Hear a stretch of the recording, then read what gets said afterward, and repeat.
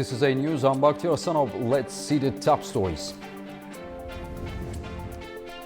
The Strait of Hormuz remains in play as the United States weighs a new offer by Iran.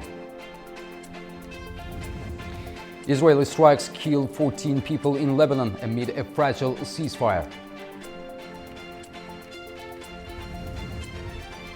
And at least 14 people are dead following a train collision in Indonesia.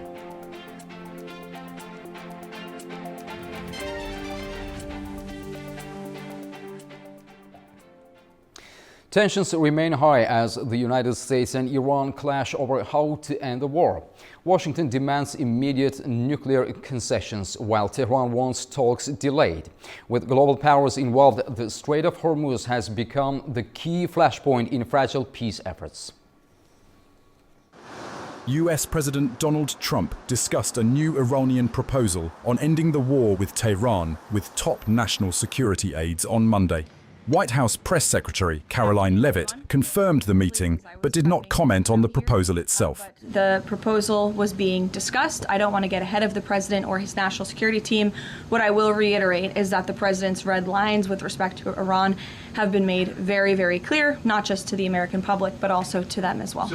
The proposal suggests reopening the Strait of Hormuz and delaying talks on Iran's nuclear program. However, Trump's key demands remain unchanged. He wants the Strait of Hormuz fully open to oil transit and insists Iran hand over its enriched uranium.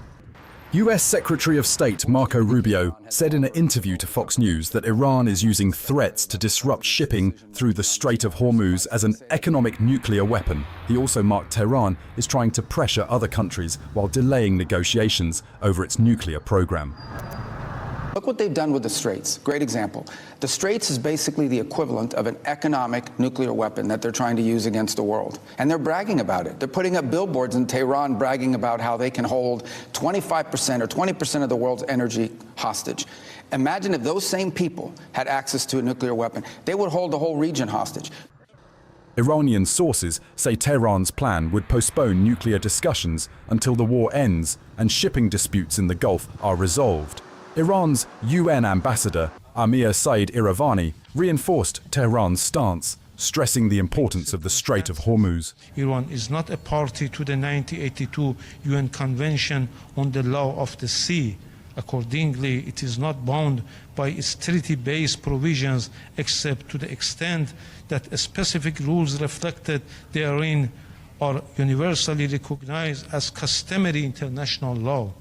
It is regrettable that some members, by asserting the navigational rights must not be threatened, deliberately ignore the United States imposition of a so-called maritime blockade that threatened international navigation. They have once again exposed their double standards. Meanwhile, Iran's foreign minister, Abbas Araghchi, is holding talks with allies. He met Russian President Vladimir Putin in St. Petersburg to discuss bilateral ties and the Middle East situation. During the meeting, Araghchi said that US has offered a new round of talks, while Russia positioned itself as a mediator. Putin stated that Moscow will continue strengthening strategic relations with Tehran and is ready to support efforts for peace. As diplomatic efforts continue, uncertainty remains over the Strait of Hormuz, with ship traffic still far below normal levels and markets watching closely. Iran's Foreign Minister Abbas Araghchi has concluded a 4-day tour which took him to Pakistan twice, Oman and Russia. He says he is satisfied with the discussions on bilateral ties and regional developments. Turaj Shiralillah has more from Tehran. The Iranian Foreign Minister Abbas Araghchi returned to Tehran on Tuesday, wrapping up visits to Islamabad, Muscat, and St. Petersburg, during which he said held fruitful negotiations with top-ranking officials on bilateral relations and regional and international developments.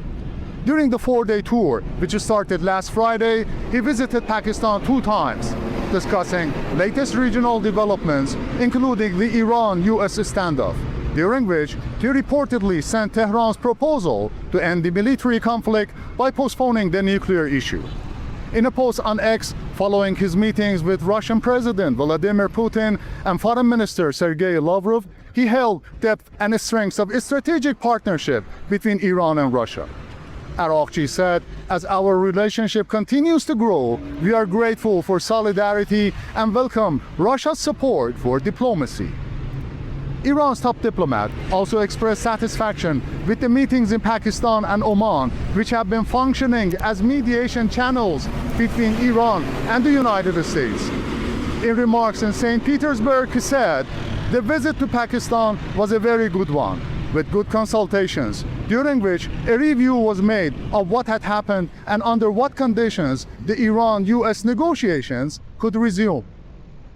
Also positive about the visit to Oman, he stated, Iran and Oman are two coastal states of the Strait of Hormuz. It is necessary for us to consult, especially since safe passage through the strait has become an important issue at the global level. While Iran has not disclosed the new proposal for de-escalation with the US, local media affiliated with the Revolutionary Guards reported that over the weekend, Araghchi delivered Iran's messages to Pakistan to be relayed to US officials. The messages reportedly concerned a potential deal to end the war and reopen the strategic waterway while postponing discussions on Iran's nuclear program. Purash Shiralilu from Tehran, Foreign News.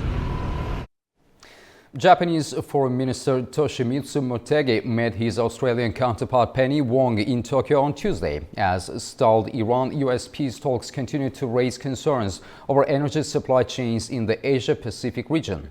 Wong said Japan-Australia ties will be crucial as shipping disruptions continue, with the Strait of Hormuz remaining closed to sea traffic. The meeting comes ahead of Japanese leader Sanae Takaichi's planned visit to Canberra next week. Australia, which relies heavily on fuel imports, has already seen localized shortages since the Middle East conflict began in February. The White House is blaming political rhetoric from media and opponents for the attempted attack on Donald Trump during the correspondents' dinner. Officials say security is under review as concerns grow over rising political violence and the tone of public discourse. The White House on Monday pinned the blame on some media outlets and politicians for falsely labeling and slandering President Trump as a, quote, fascist and a threat to democracy. The White House said that these accusations were fueling the ideology behind political violence. The White House's pushback came as the would-be assassin was officially charged in court for attempting to kill President Trump during Saturday's White House Correspondents' Dinner.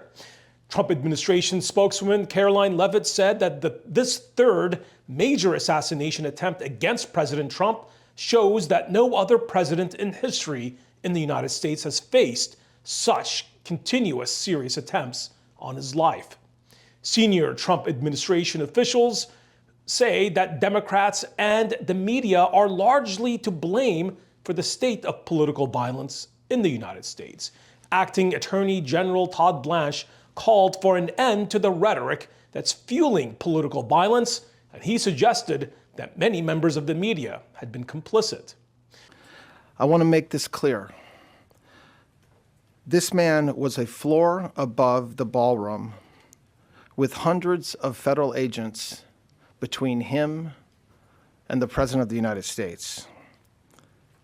The Department of Justice approaches incidents like this with urgency and clarity of purpose. Violence has no place in civic life. It cannot and will not be used to disrupt democratic institutions or intimidate those who serve them, and it certainly cannot continue to be used against the President of the United States.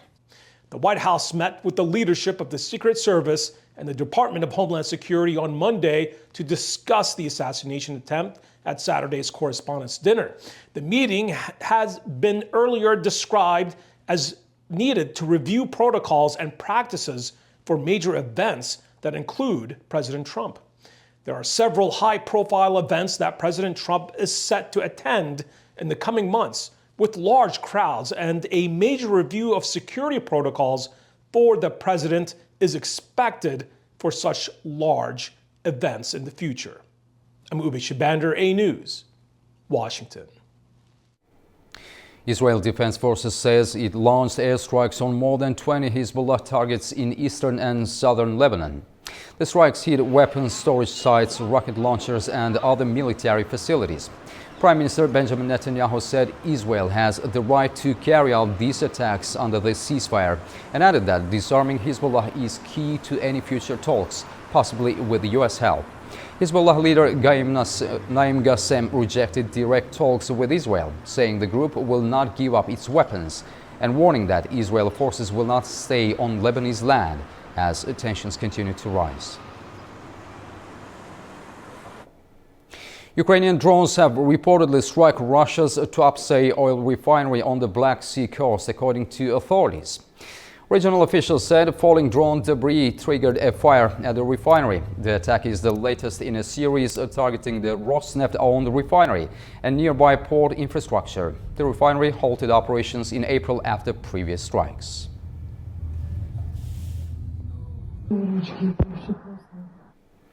Britain's King Charles and Queen Camilla are in the United States for a historic state visit. The trip includes talks with President Donald Trump, a congressional address, and visits to New York and Virginia, as London hopes the visit can help ease rising diplomatic tensions.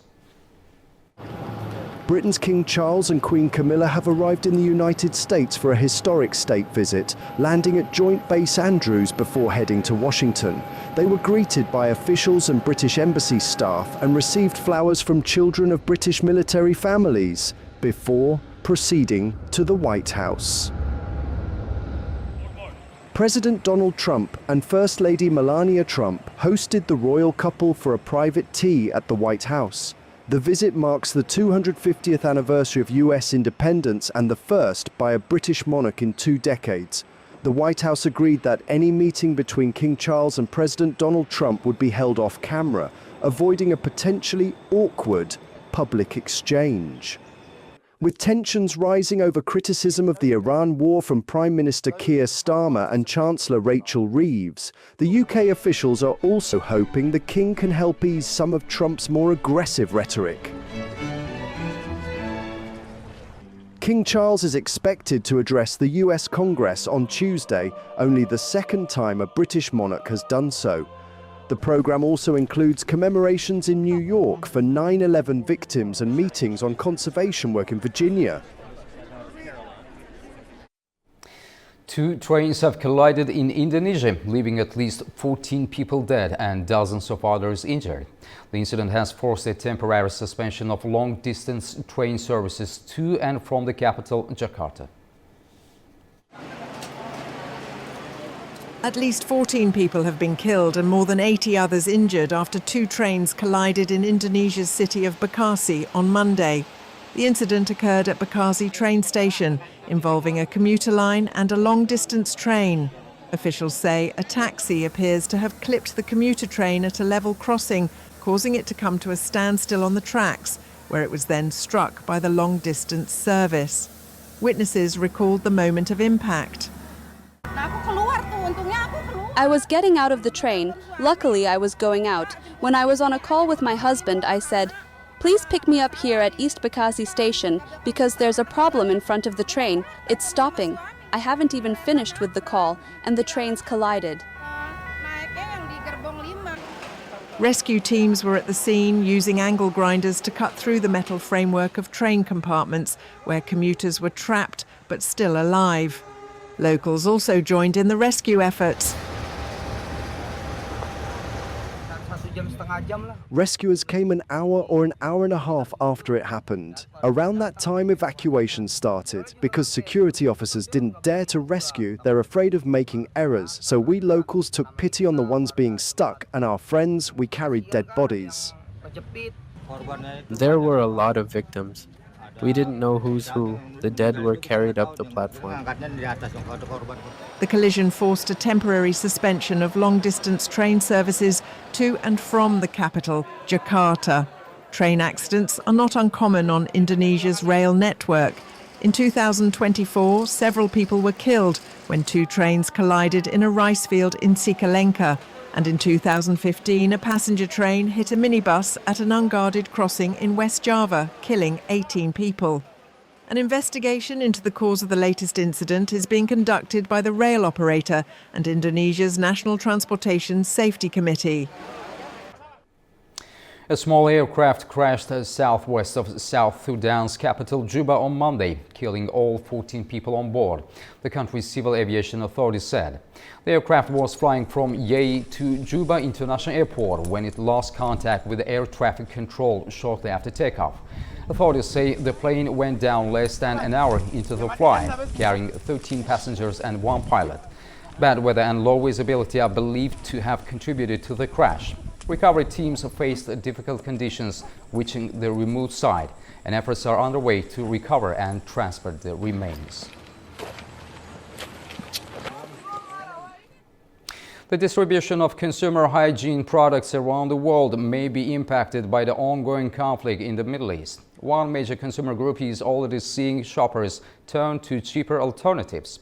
Companies are warning that rising energy and commodity costs could trigger further price increases. The consumer goods company Procter & Gamble says higher crude prices will drive down next year's profits because of the rising cost of packaging and logistics. Another consumer supplier, Reckitt, says more shoppers are switching from branded health and hygiene products in favor of private label alternatives.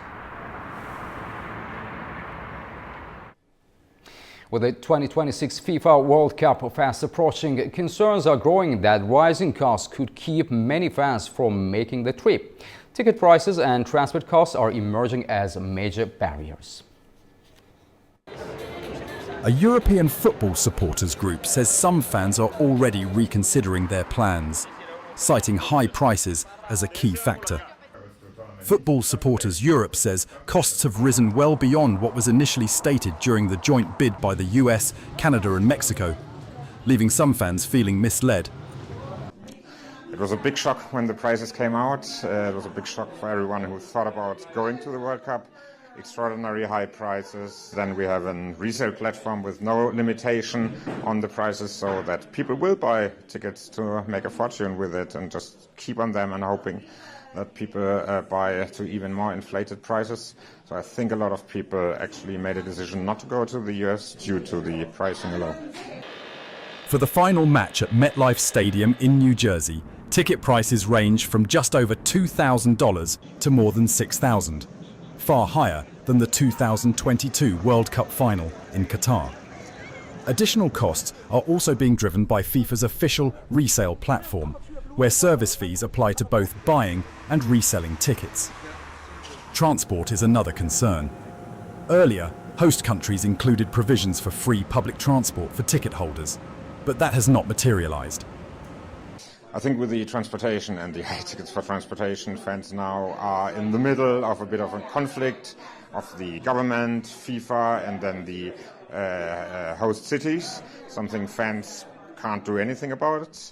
We were promised free transportation for the whole tournament for every ticket holder. This promise has long gone, and also is a sign for one of the biggest problems, which is that not everything which was in the bid book actually materializes now. Fans are now facing much higher fares than planned. Matchday rail travel from Manhattan to MetLife Stadium is expected to be significantly higher than usual. Similar transport increases are also being reported for Boston area matches. Now we'll take a short break. Right after the break, we'll discuss the Israel-Lebanon conflict and rising risks of escalation. Stay tuned.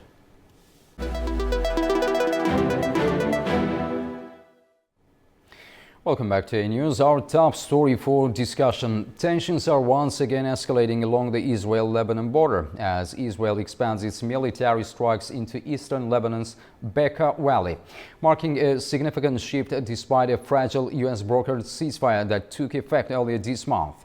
The ceasefire, mediated with support from United States and United Nations envoys, had reduced but not stopped a cross-border fire between Israel and Hezbollah. Now, with renewed strikes and increasingly sharp rhetoric from both sides, fears are growing that the conflict could widen beyond southern Lebanon. Israel officials, including Defense Minister Israel Katz, have issued stark warnings, while Hezbollah leader Naim Qassem has doubled down on resistance, rejecting ongoing talks led by Joseph Aoun's government. To break this down, we're joined by Malek Jadah, political journalist speaking to us from Beirut. Mr. Jadah, welcome and thank you for joining us. Thank you for having me. Mr. Jadah, let me start with the latest. How significant is Israel's expansion of strikes into the Bekaa Valley? Does this signal a shift in Israel's military strategy beyond southern Lebanon? Yes, what we saw yesterday is a significant development because Israel has been limiting its strikes in South Lebanon, and now it expanded to the Bekaa, which means that Israel is gradually escalating its attacks. Today also we are seeing evacuation orders of 16 villages outside the buffer zone, and all of this shows and signals to a gradual escalation day. Mr. Jadah, how is Hezbollah framing its continued attacks domestically and regionally? So Hezbollah is framing the attacks basically through saying that it is a response to the Israeli attacks. So we saw on the first days of the ceasefire, Hezbollah did not fire any rockets or any drones, but after Israel continued to demolish houses in South Lebanon, Hezbollah started the attacks, and now they are carrying out 3, 4 to 5 attacks per day. So we are hearing increasingly strong rhetoric from both sides. How close are we to a wider war? Today, I think we are closer than ever to a resumption of the war that was present before April 16, because, as we said, that the situation is escalating day by day, and even the parties, Hezbollah and Israel, are not even agreeing on what the ceasefire says. So Hezbollah says that the ceasefire does not allow Israel to carry out any attack. Meanwhile, Israel says that it has the freedom to attack whenever there is an imminent threat. So the fact that they do not even agree on the text of the agreement means that this situation is very fragile and can escalate to a full-blown war at any time. Mr. Jadah, Lebanese authorities have taken steps against Hezbollah's military activities. How effective are these measures in reality? And even President Joseph Aoun has backed negotiations. How much political support does he have inside Lebanon?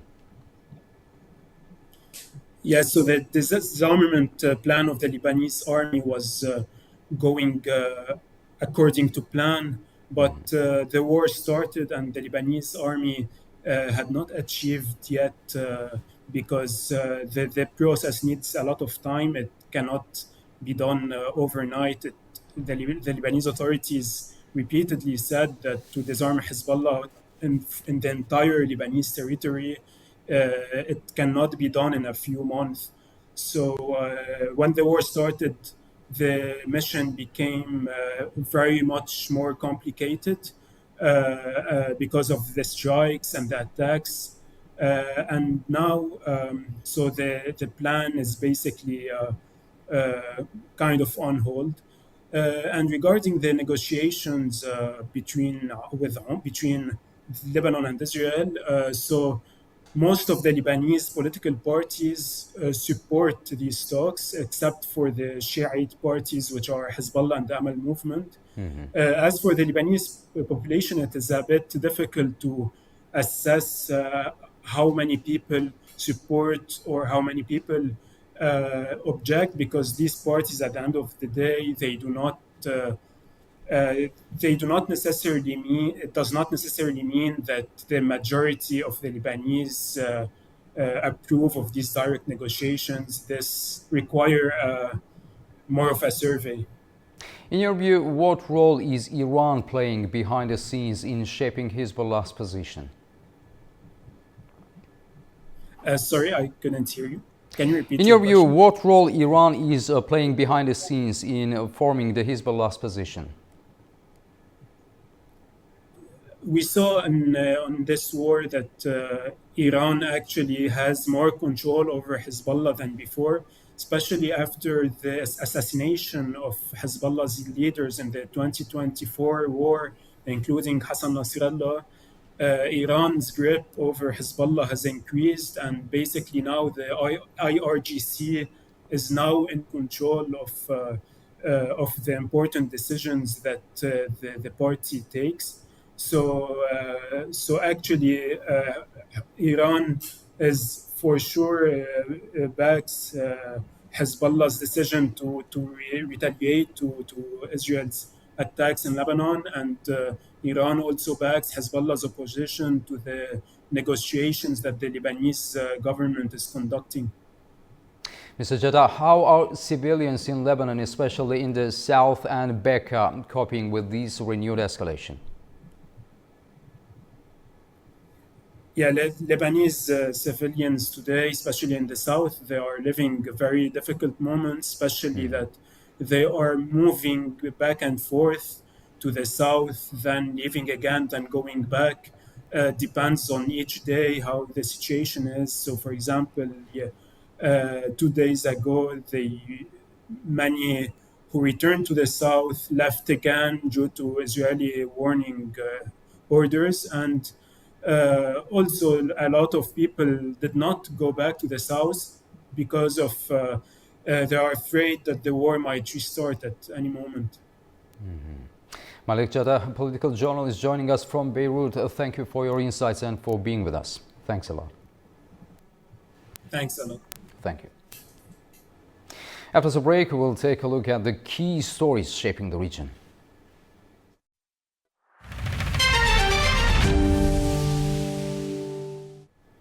Welcome back to news, and now we turn to our regional stories.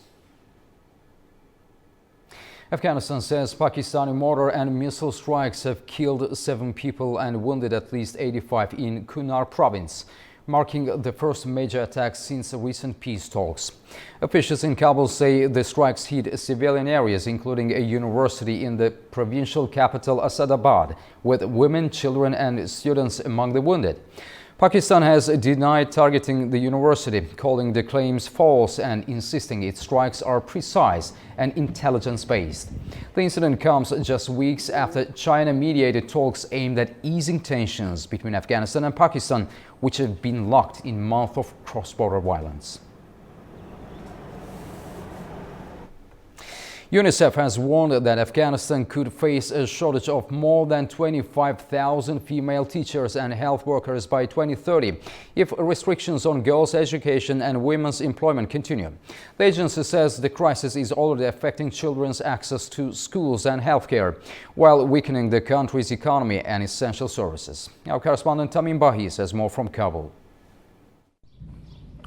UNICEF says Afghanistan is facing what it describes as a dual crisis, losing trained women professionals while also preventing the next generation of girls from replacing them. In its new analysis, the agency says women representation in the civil service has fallen from 21% to 17.7% between 2023 and 2025. More than 1 million Afghan girls have been denied secondary education since the Taliban authorities imposed the ban in September 2021.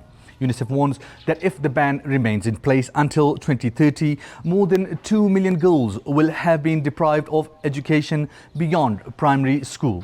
The agency says Afghanistan could lose up to 20,000 female teachers and 5,400 female health care workers by 2030. It says the education sector is already feeling the pressure, with the number of female teachers in basic education falling by more than 9%.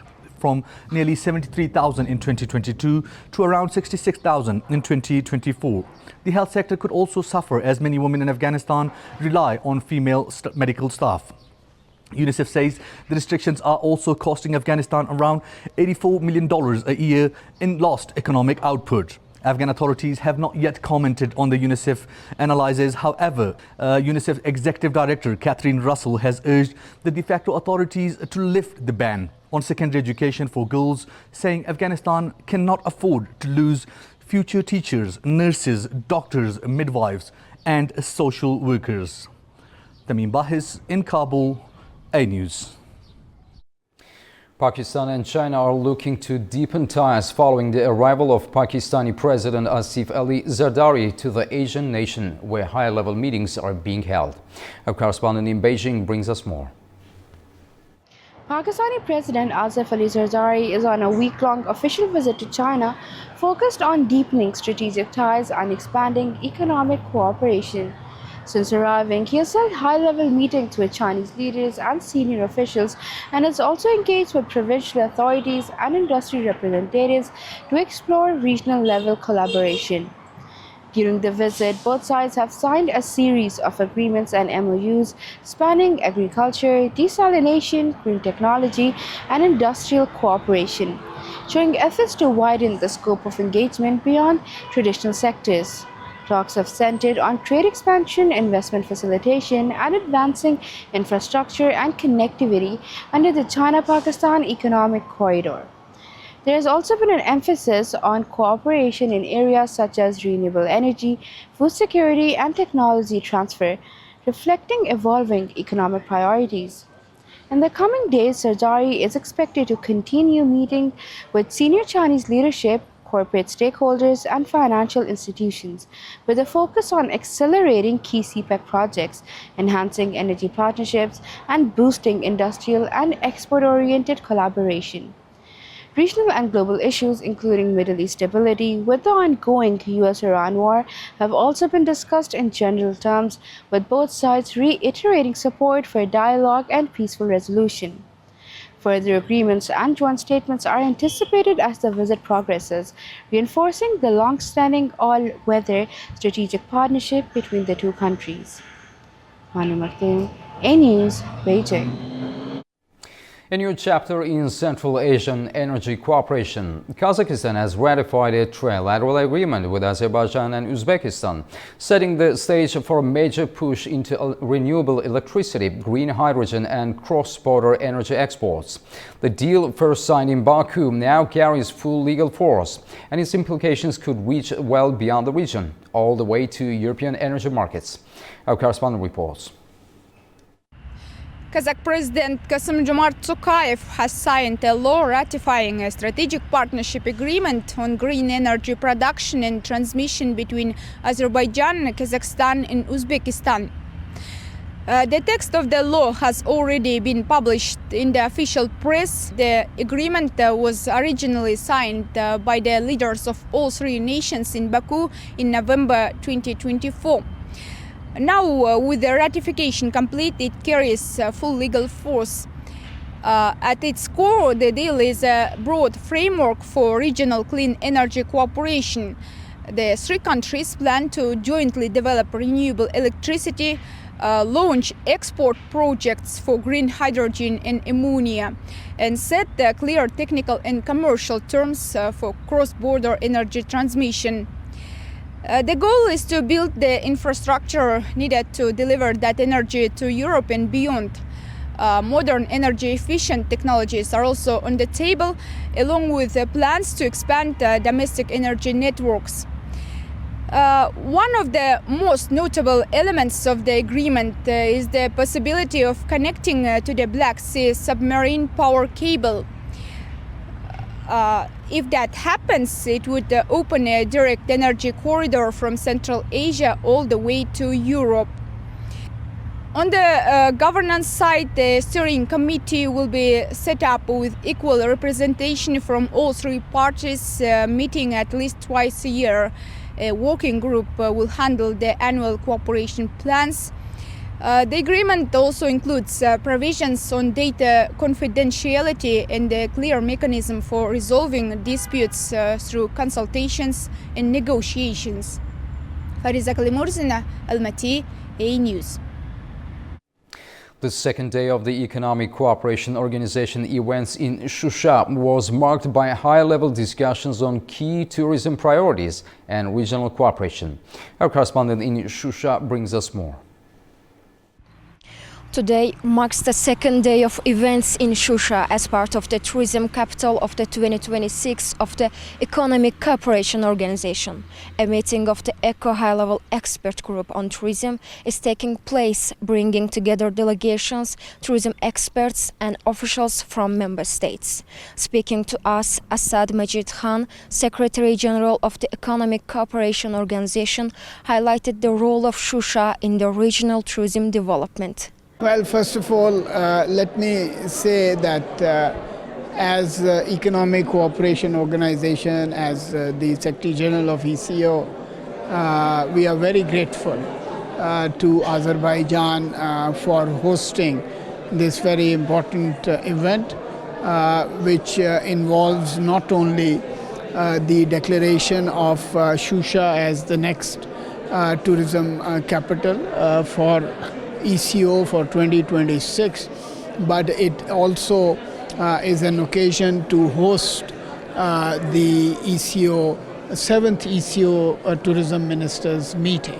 The declaration of Shusha as ECO capital would enable us essentially to showcase Shusha's attractions, to showcase Shusha's beautiful valleys, Shusha's cuisine, to the rest of the region. Discussions are focusing on preparations for the 7th Ecotourism Ministers meeting, the implementations of previous decisions and key documents to be considered, including the draft Shusha Declaration. Participants are also reviewing proposal for selecting the ecotourism capital for 2030.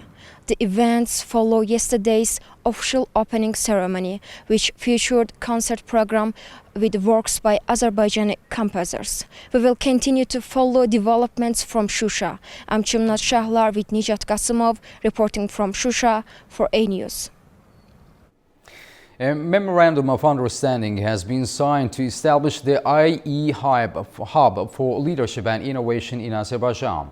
The initiative aims to promote education, research and digital transformation through international cooperation. Our Nadia Jani has more. Today marks a very significant day for Azerbaijan and innovation. Just behind me, a ceremony of signing of the Memorandum of Understanding on the establishment of the IE Hub for Leadership and Innovation in Azerbaijan will take place today. Now, key stakeholders from Pasha Holding, Soccer and IE University will all be here to sign this important memorandum. Now, this is an ambitious initiative which aims to create a regional platform for high learning, cutting-edge research and global collaboration. It wants to advance leadership in areas such as digital transformation, artificial intelligence and sustainable development, while also strengthening Azerbaijan's human capital. Now, with all of that, this will now kick off the start of the Innovation Hub in Baku in order to train and build a class of top leaders of a new generation in innovation, technology and digital transformation. Later on, I will have the opportunity to interview the president of IE University and find out what he envisions for this hub and the future partnership with Pasha Holding and Soccer. Istanbul is hosting a new global platform for youth voices as the first ever youth forum on UN Global Goals 2026 gets underway. Bringing together participants from more than 35 countries, the event puts the spotlight on innovation, leadership and climate action. Nuray Mustafa has more. The Youth Forum on the UN Global Goals 2026, being organized for the first time in Istanbul, is bringing young people together and hosting important discussions on sustainable development, leadership and global cooperation. More than 70 delegates from over 35 countries are taking part in the event. The main aim of the forum is to strengthen the voice of young people on an international platform, support their initiatives in line with the UN Global Goals and encourage innovative solutions. As this is the first edition of the event, particular attention will be given the COP31 climate change agenda, with discussions focused on joint action against climate-related challenges. The next stage of the forum will be held in Portugal, where the main theme will be sustainable development. This will further reinforce the role of young people in achieving global goals. This forum is regarded as an important platform for young people, offering new opportunities, international connections, and prospects for the future collaboration. Nuray Mustafa, Abbas Hajiyev for A News, Istanbul, Turkey. Now we'll take a short break. Right after the break, we'll discuss Azerbaijan-Czechia economic diplomacy and energy cooperation. See you shortly.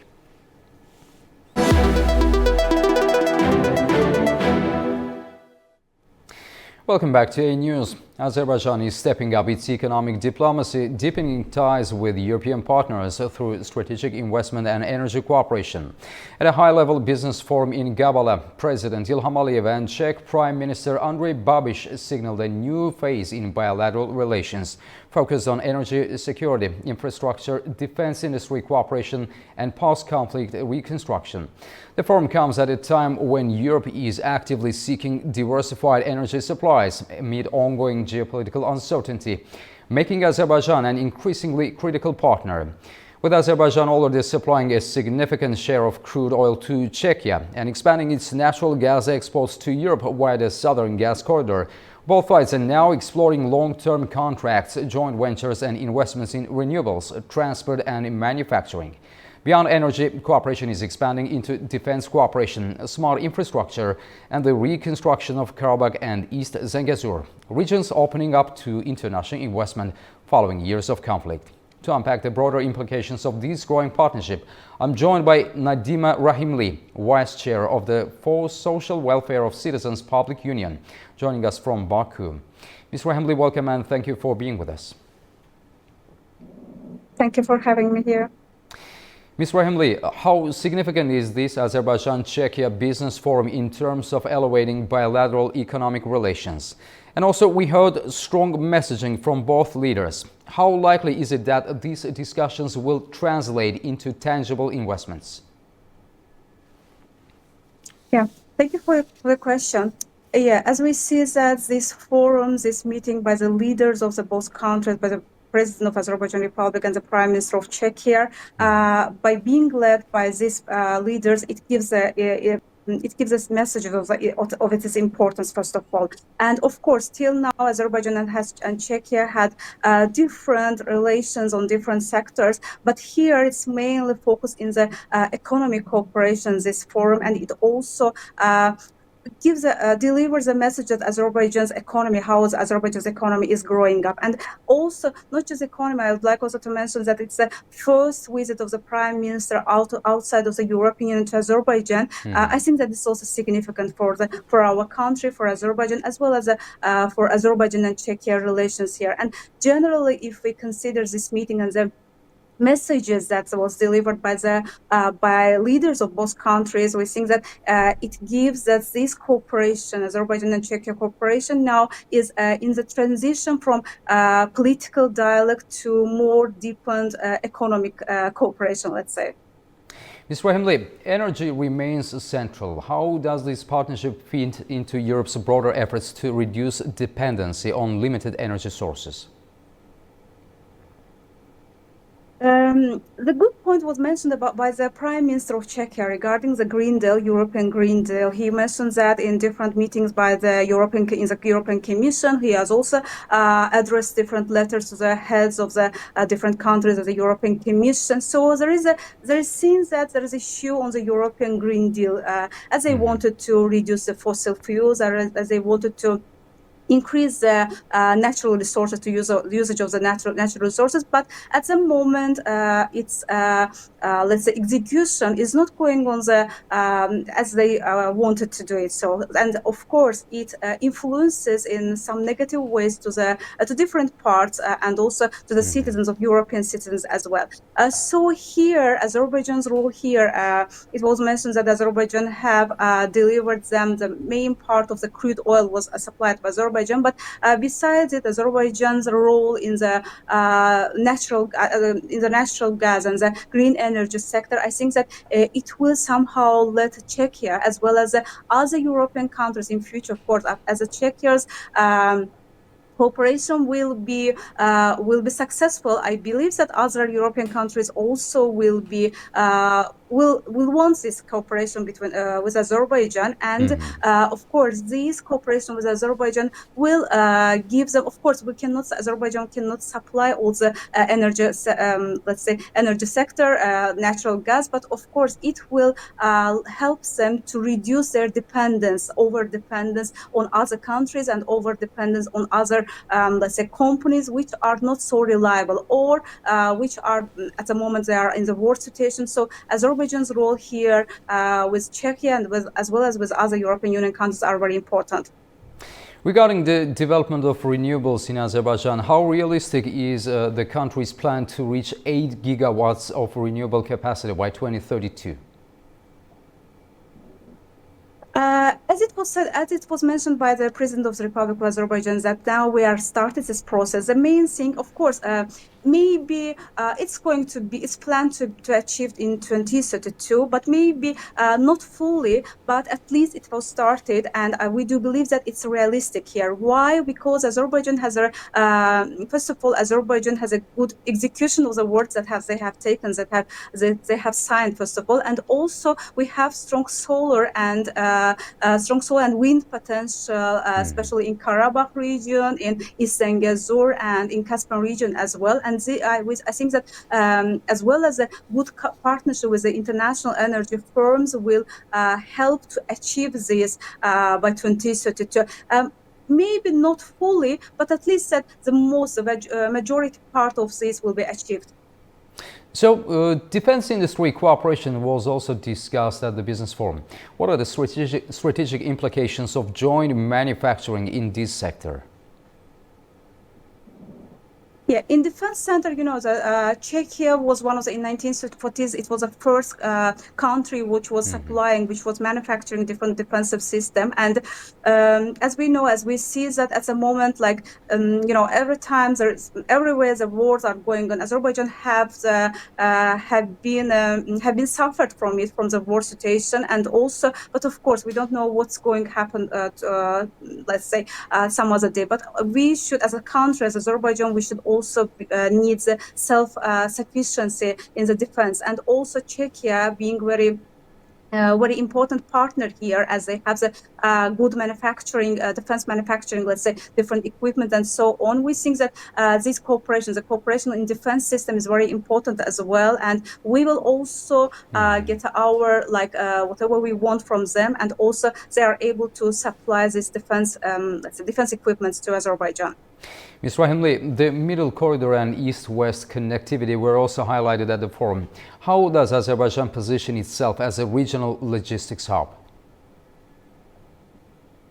Azerbaijan's role, especially as a logistic hub, we are now in the center between Asia and Europe, between South and North, and especially after the war situation that's now going on, which is surrounding us, the importance of Azerbaijan, the importance of the Middle Corridor through the Gezur corridor are taken into account very seriously by different countries, I can say by the world now. So here, Azerbaijan, of course, as a main logistical node, we are now we don't want, Azerbaijan's strategy is not just now to have the transit area for the logistic, but we also want to be the value-added logistical hub between Europe and Asia, as well as between North and South, let's say. Ms. Rahimli, beyond economics, both sides mentioned cultural and social cooperation. How important is this soft dimension in strengthening ties? I can call it as a soft policy, let's say. When we are speaking about the politics, it's like there is hard parts of it and soft parts, and these everything that's included here, the tourism, let's say, music, or some other part of the soft diplomacy. I think that it's very important here. Sometimes we do not get it as an essential part of it, but in the cooperation, I think that it will give more reliability between two countries. Before also we had probably in different sectors, in different, let's say, in soft political sectors, we have some cooperations here, maybe in education sphere, in tourism, and so on. But we do believe that alongside with the economic cooperation deepening, the soft policies like the centers, the structures that we mentioned, the deepening of these structures also are important. And I also would like to mention, as being a woman, as a leader woman in Azerbaijan, I like the very good point there that was mentioned by the Prime Minister of Czechia, that they among the companies that were accompanying Czechia delegations, there were also women entrepreneurs, organizations that are very managing, they are leading in the social sphere and in the women leadership sphere. And we do believe that in all spheres, as well as the cooperation between Azerbaijan small and medium entrepreneurs, as well as women entrepreneurs, will give a good results. Nadima Rahimli, thank you very much for talking to A News. We appreciate your time and valuable perspective. Thanks a lot. Thank you so much. Thank you. That's the news for this hour. Stay tuned to A News for all the latest updates.